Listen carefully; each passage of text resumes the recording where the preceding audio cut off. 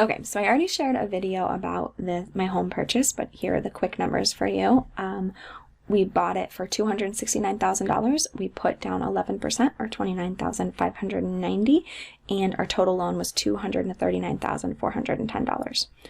And so to understand what that looks like, you can see that our first payment, of that first payment, 65% of it went to interest and 35% went to principal. So this is the way every amortized loan goes. An amortized loan is any loan where you get the money up front, you have a fixed interest rate, and you kind of just pay it back over time. And you can look at an amortization table to see how your money is applied. The interest rate is going to be multiplied by your outstanding balance, which is how they're going to calculate your interest. So if you have a high balance, well, then you're going to have a high interest for that time period. And so that's why at the very beginning of your loan, you're going to pay a lot more towards interest than you are towards principal.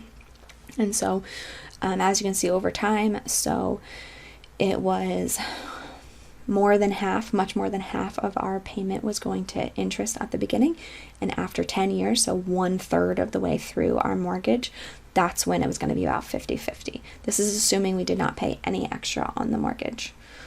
And then you can look to see debt versus equity. So how much did we owe on the house versus how much of the house we actually owned. And so, of course, those are inversely related. So at the very beginning, all we own is what our down payment was. And then it's about 17 years in for this particular loan that our equity and debt were equal. The equity in the house is just based on the purchase price. I'm not factoring in any change in the market or anything like that. Yeah, so I think this helps to understand why purchasing a home for a short period of time might not make sense, because at the very beginning, as we were talking about, a lot of your money is going to go to interest, which is also why you do not own very much of the house at the beginning.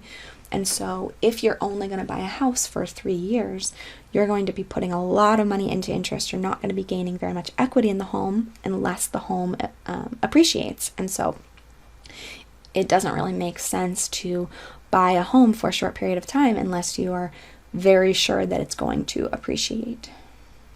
So feel free to ask any questions about home loans. We have refinanced since then, and so we did actually pay extra in the first place, and then we have refinanced and we have stopped paying extra, and so I'll probably make another one with our newest loan, but I'm happy to answer any questions about home loans if you're thinking about buying.